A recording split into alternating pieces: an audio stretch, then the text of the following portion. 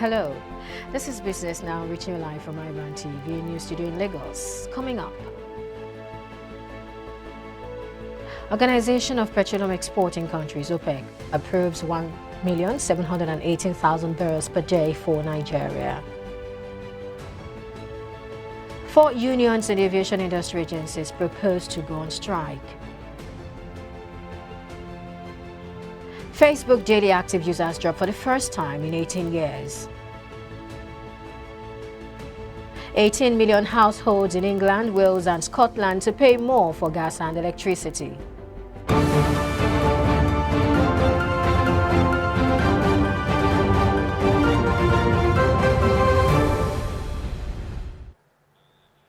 Glad to have you join us on Business Now. I am Perpetua Fasami Peter. Now the news in detail. We begin from the aviation industry, where 4 unions have notified agencies of a proposed strike beginning on February 8, 2022. The industrial action is necessitated by failure to release negotiated conditions of service since 2013.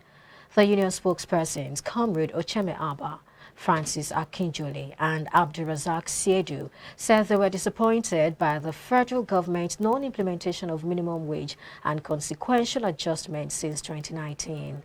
The unions are National Union of Air Transport Employees, Air Transport Services Senior Staff Association of Nigeria, Association of Nigeria Aviation Professionals, Amalgamated Union of Public Corporations, Civil Service Technical and Recreational Services Employees. According to the unions, the ultimatum issued to government expired January 31st without the demands being met in any form, and have notified all airlines, ground handling, aviation security and logistics, in-flight catering and other aviation-related businesses that aviation services will be unavailable as from the given time until the issues are fully resolved. The Federal Executive Council, presided over by the President Muhammadu Buhari on Wednesday, has approved 115.4 billion naira for the dualization of the proposed Kano-Kazare-Kongolam Highway in Katsina State from single carriageway to a dual carriageway. The Minister of Works and Housing, Babatunde Fashola, who disclosed this to State House correspondents after the council meeting, explained that the project, which covers 131.4 kilometers, will be completed in 48 months. The Minister of Transportation, Rotimi Amechi, also presented 2 memos involving the contract for sundry consultancy services for the supervision of the various railway projects across the country. Also speaking was the Minister of State for Environment, Sharon Ikeazo, who explained that the Council approved an energy transition plan for the country. Similarly, the federal government has secured a $600 million credit facility from the World Bank International Development Association, IDA, under the Agroclimatic Resilience in Semi-Arid Landscape project to tackle the challenges of land degradation in the 19 northern states and the Federal Capital Territory, FCT. The project is to be implemented against the backdrop of the declining rate of nutrient content of major crops in the last 2 decades due to climate change, forcing an expansion of the area under agriculture and increased imports to meet the needs of the country's growing population.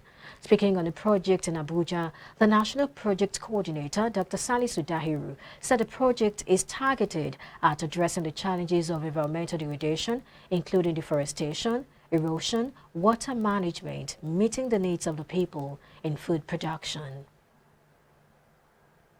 Dangote Pojo Automobiles Nigeria Limited has begun manufacturing vehicles in Nigeria, starting with the Landtrek 3008, 5008 and the new 508.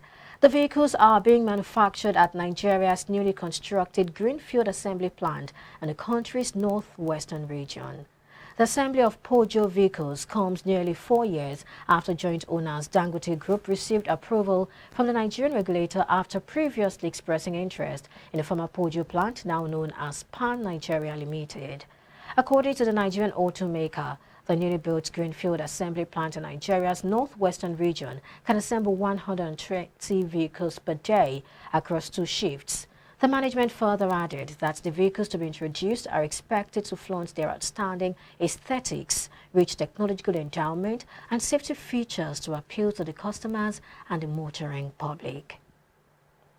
The Vice President, Professor Yemi Osinbajo, is launching the Integrated Energy Planning Tool in collaboration with Sustainable Energy for All. The launch is being held with support from the Global Energy Alliance for People and Planet and the Rockefeller Foundation. The new data-driven interactive platform would support the country's ambition of achieving SDG 7, which is universal energy access by 2030.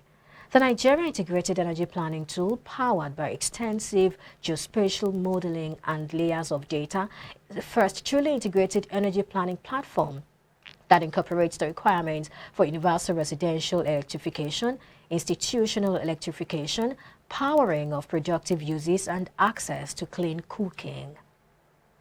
The Organization of Petroleum Exporting Countries, OPEC, has approved 1,718,000 barrels per day quota for Nigeria. Angola, the other African country, got over 1.4 million barrel per day production quota. Saudi Arabia and Russia topped the list with 10.331 million barrel per day quota. The organization said in a statement that it has reviewed its production to 41,294,000 barrels per day, saying while 10 OPEC nations are expected to produce 25.06 million barrels per day, the non-OPEC countries have approval for 16.233 million barrels per day. The production quota takes effect from March 2022. In recent times, the issues of fuel subsidy has been generating serious controversy. Consequently, President Muhammadu Buhari decided to suspend the removal for another 18 months, while the Minister of Finance, Budget and National Planning, Zainab Ahmed, had indicated 3 trillion naira is required to continue to subsidize petroleum products for this stipulated period. In an exclusive interview with the Minister of State for Budget and National Planning, Prince Clem Agba, iBrandTV, however, got some more clarification on the fuel subsidy saga. If you ask me, should there be fuel subsidy? No, we are just shooting ourselves in the foot. You know, if you want to have omelette, you have to break eggs. You cannot say, I want omelette, but don't break eggs. We are seeking for development, and we know that we don't have the funding available to do so. Why put 3 trillion? Into fuel subsidy? Why put another trillion plus in power subsidy? There are several subsidies that are out there. And then the citizens call for more rails, they are calling for roads, they are calling for schools, they are calling for better health facilities. And then you say, don't take away this subsidy that is not even getting to the common man. Because come to think of it, who are those enjoying subsidies? Chevron, where I used to work, have several vehicles. You are subsidizing Chevron. You are subsidizing ExxonMobil. You are subsidizing ELF, Ajib. You are subsidizing those who are driving 4.5-liter cars. Go to Europe. The people we like to compare ourselves with. You see the size of vehicles that they use and the number of liters. In Ghana here, I see the type of vehicles that I also use. But because we pay little or nothing for it, you understand? Everybody wants to ride a Jeep. And then the government should pay the cost of the fuel. Power, again, we are not paying the right price. So when you leave your home, just put on the power and they put on ACs. After all, it's free, so there's no value for it. One way to stimulate growth in our economy is to stop all these subsidies so that we'll have enough resources to be able to deploy to rail, to roads, airports, hospitals, and to take care of other welfare-related things. Okay, so the vulnerable ones can be isolated, and things that would really get to them, where they will benefit, will be provided. The studies that have been done is about 3 states in Nigeria that are really benefiting the so-called subsidy.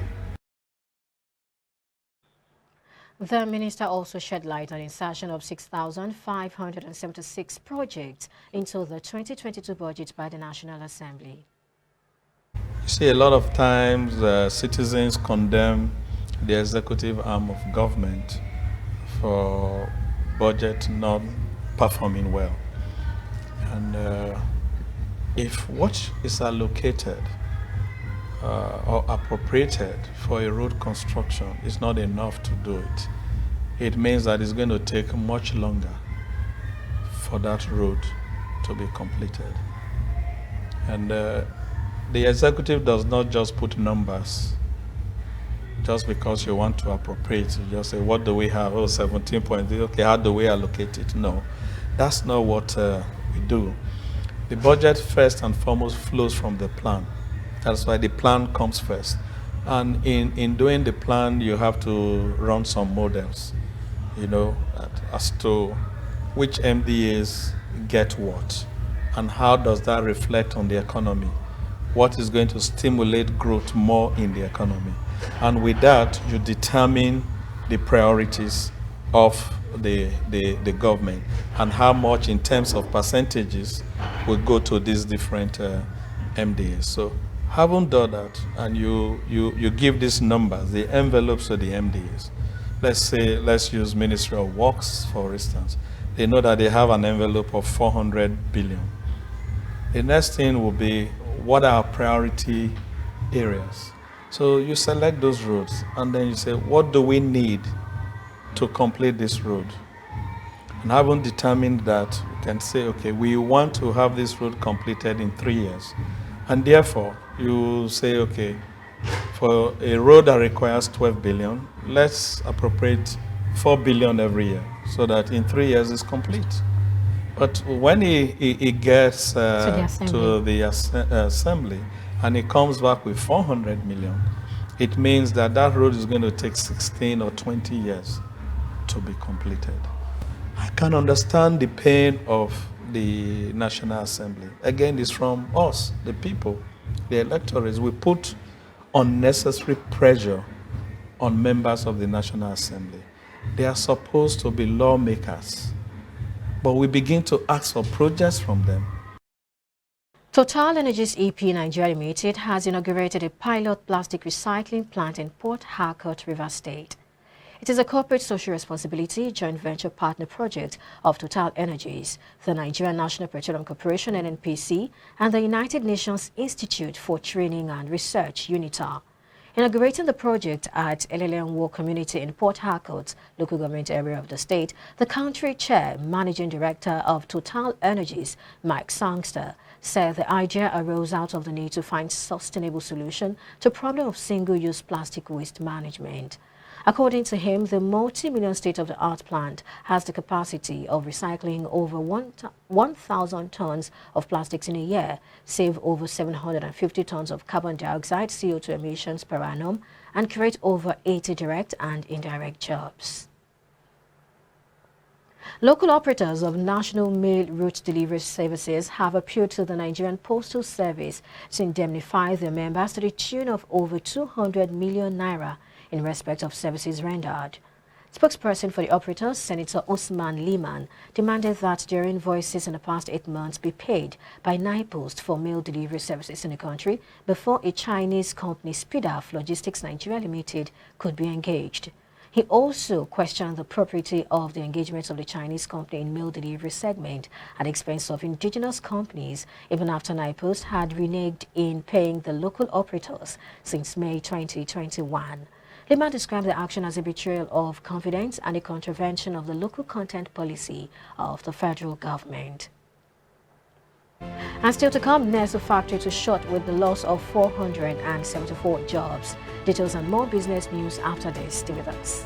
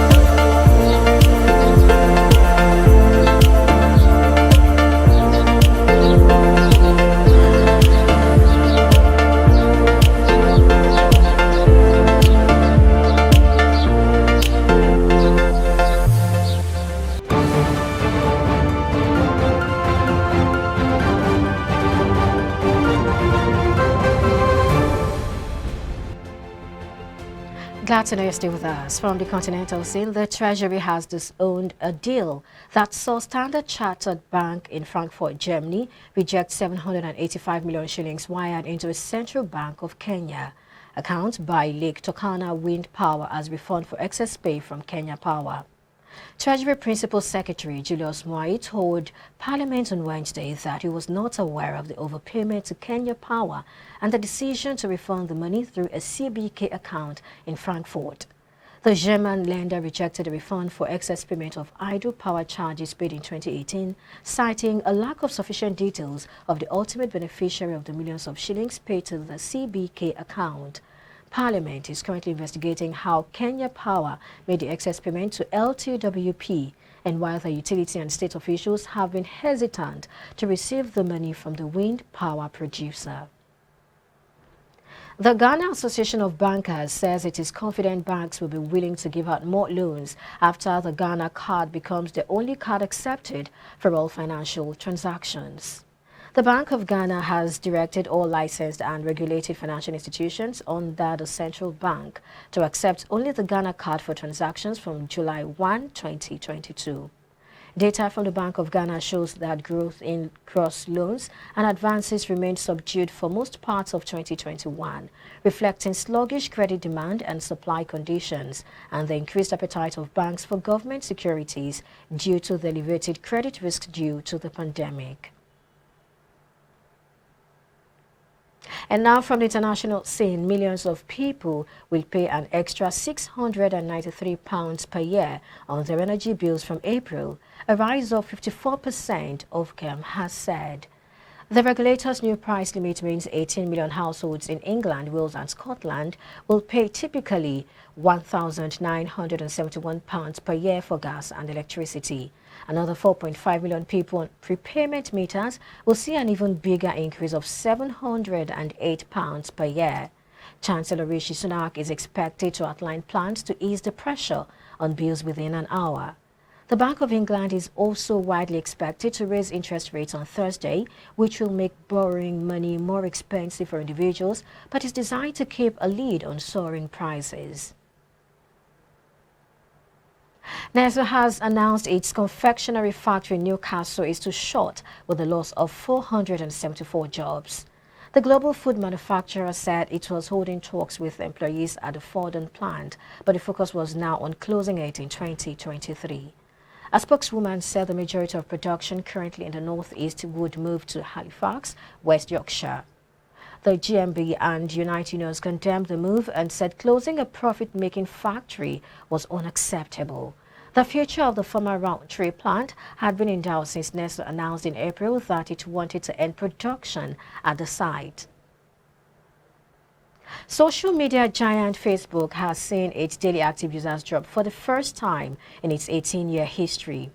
Facebook's parent company Meta Network says DAUs fell to 1.929 billion in 3 months to the end of December, compared to 1.930 billion in the previous quarter. The firm also warned of slowing revenue growth in the face of competition from rivals like TikTok and YouTube, while advertisers are also cutting spending. Meta's share slumped by more than 20% in after-hours trading in New York. The slide in Meta's share price wiped around $200 billion, and that's 147.5 billion pounds of the company's stock market value. Chief Executive Mark Zuckerberg said the firm's sales growth had been hurt as audiences, especially younger users, had left for rivals. And coming up now is Sport Business with Samson Oloyede.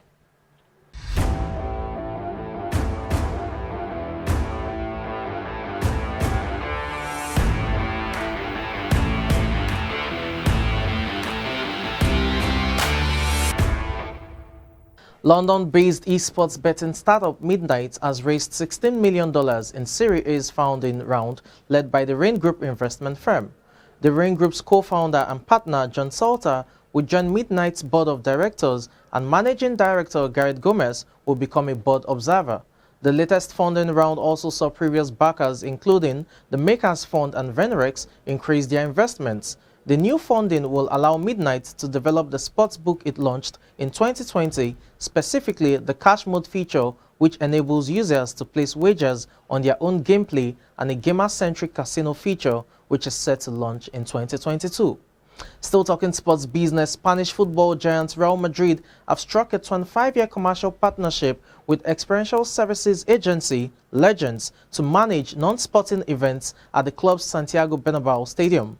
Legends is expecting to bring in annual revenues of between 400 million euros to 440 million euros through the agreement, of which the agency will receive 20%. Real Madrid had purportedly been earning 150 million euros per year from the area prior to the pandemic. Under the terms of the deal, Legends will reportedly be able to put on various events, including music concerts, business trade shows, and conferences at the Bernabeu. The project includes a retractable roof, premium hospitality zones, and ensure the playing surface is unaffected during non-soccer use, a retractable pitch. Work is not expected to be completed until the end of the year at the earliest. Should Legends make good on its revenue projections, Real Madrid will net in excess of 10 billion euros over the course of the contract. And that's it on Sports Business. I'm Samson Oleide.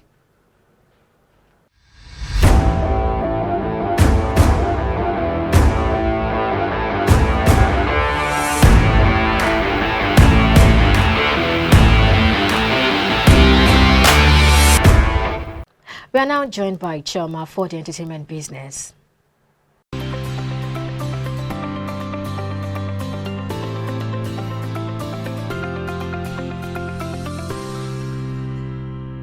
Hello and welcome to Entertainment Business. I am Chioma Amaribulam. Shares in Sony Group Corporation slid as much as 8.8% in early trade in Tokyo on Thursday after 4 consecutive days of gains, as concerns about its gaming business re-emerge amid component shortages and competition from heavyweight rivals.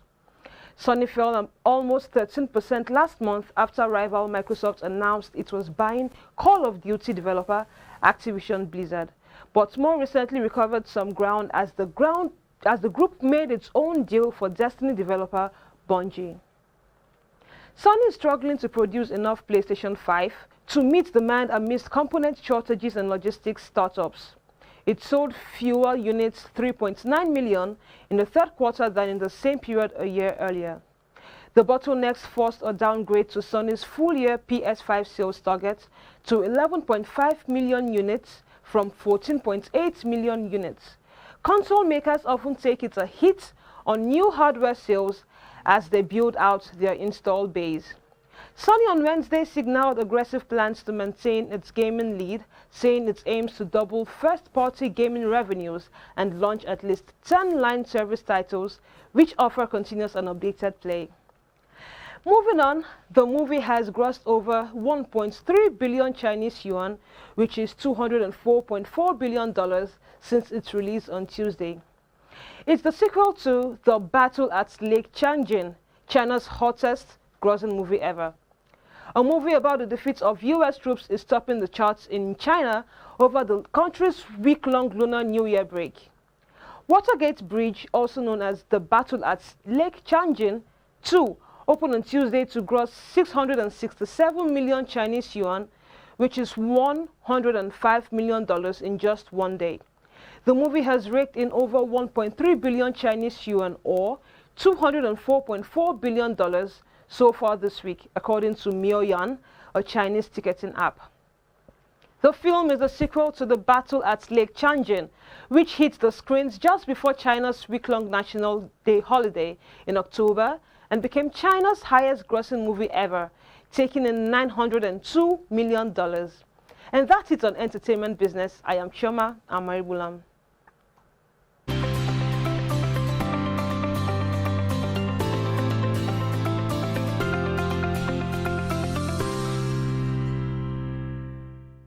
It's a wrap on Business Now. Thanks for watching. I am Perpetua Fasomi Peter. To enjoy the rest of the day. Bye for now.